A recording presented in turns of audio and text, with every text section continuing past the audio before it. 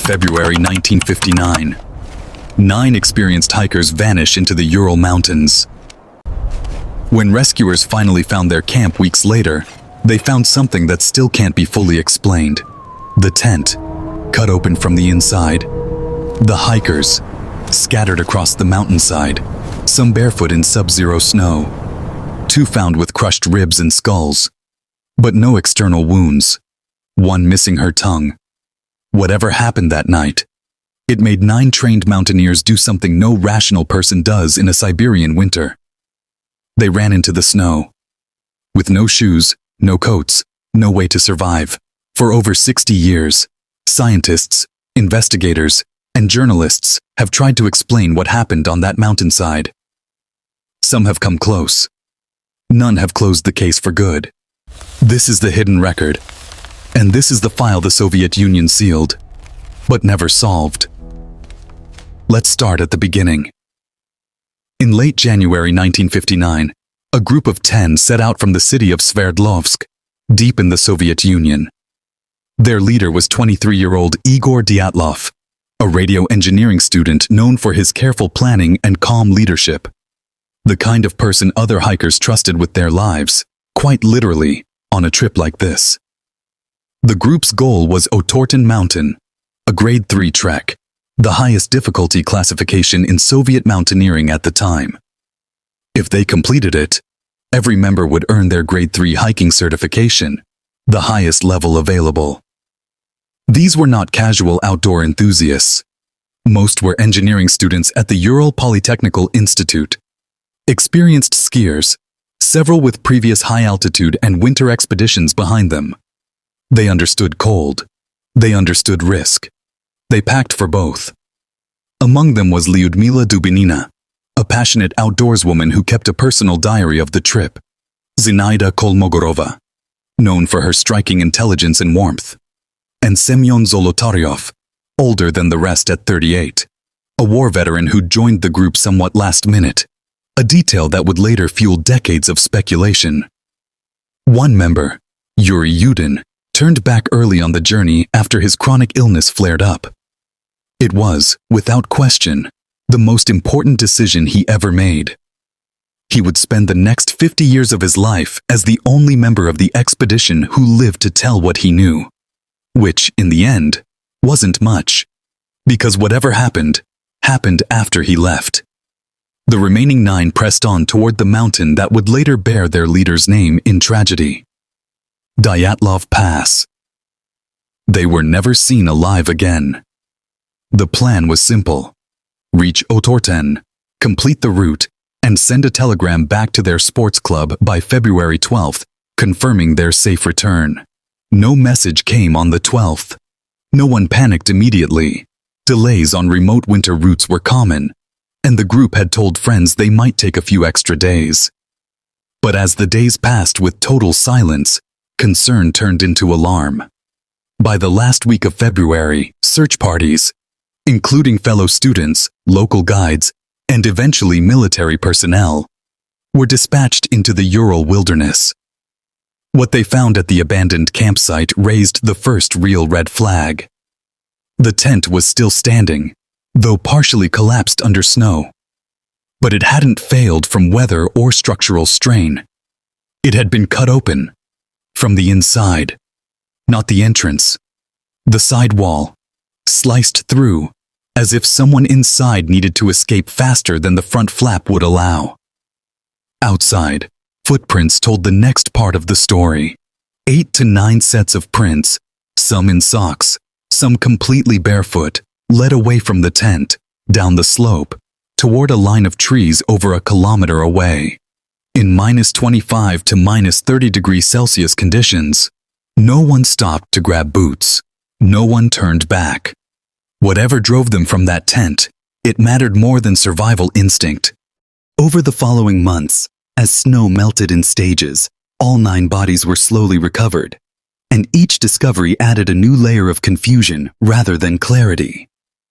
The first 2, Yuri Krivonishenko and Yuri Doroshenko, were found near a large cedar tree at the tree line, partially undressed despite the extreme cold. Evidence of a small fire was found nearby. scraps of fabric, burned branches. The cedar itself told its own story. Broken branches up to 5 meters high, suggesting someone had climbed it, possibly to spot something in the distance, or to escape something on the ground. 3 more bodies, including Dyatlov himself, were found scattered between the tree and the tent, in positions suggesting they had tried to make their way back. Dyatlov was found gripping a branch, as though he'd collapsed mid-stride. The final 4 were the hardest to find.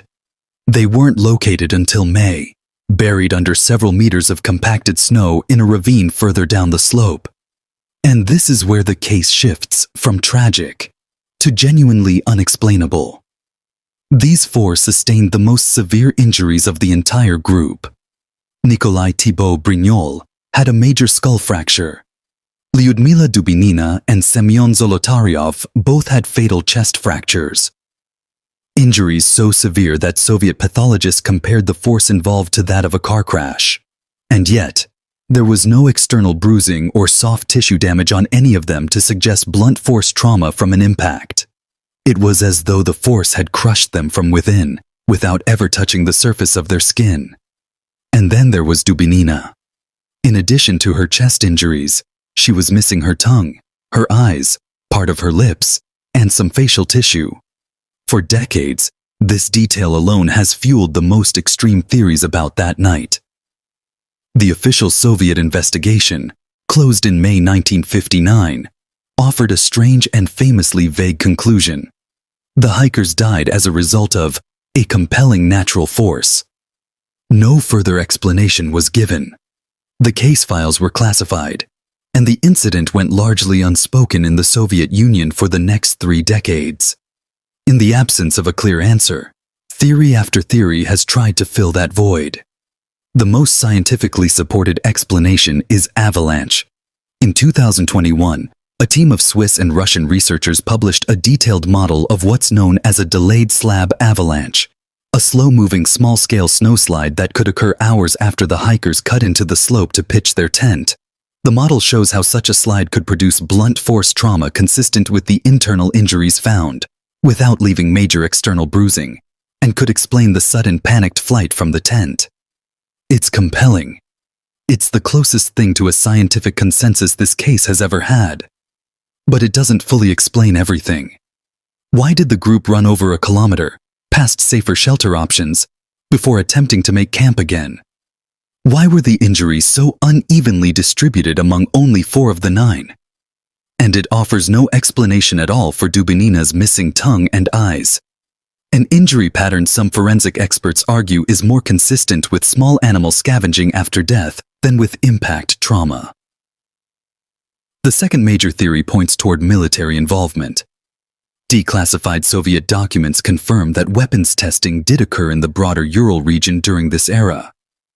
Some investigators believe the hikers may have witnessed something, a test, a launch, an accident, that they weren't meant to see, and that the chaos and injuries followed some form of intervention or cover-up. No document has ever directly tied a specific test to this specific night. But the theory persists, in part because of how quickly and completely the original case was sealed. A third theory focuses on infrasound, sound waves below the range of human hearing. Certain wind conditions moving across specific rock formations, like the one near Dyatlov Pass, can generate infrasound known to cause disorientation, dread, nausea, and irrational panic in people exposed to it. Under this theory, the hikers may have experienced a sudden, overwhelming sense of danger with no visible cause, enough to make trained mountaineers abandon a warm tent and run, barefoot, into a blizzard. And then there are the theories that live in the space science can't yet fully close. Locals in the region had referred to the mountain by a name that roughly translates to Dead Mountain, long before 1959, tied to older folklore about the area.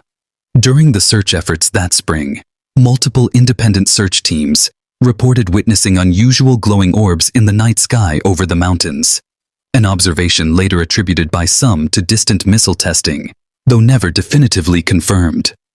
And to this day, a portion of the original 1959 case file remains, by most accounts, still withheld from public release. In 2019, Russian authorities reopened the investigation, citing renewed public interest and unresolved questions. In 2020, the reopened inquiry once again concluded that an avalanche was the most likely cause. For many who've spent years studying this case, that answer still doesn't sit right. Because an avalanche doesn't explain why a group of experienced winter hikers, people who understood the mountains better than almost anyone, made the one decision that guaranteed their deaths.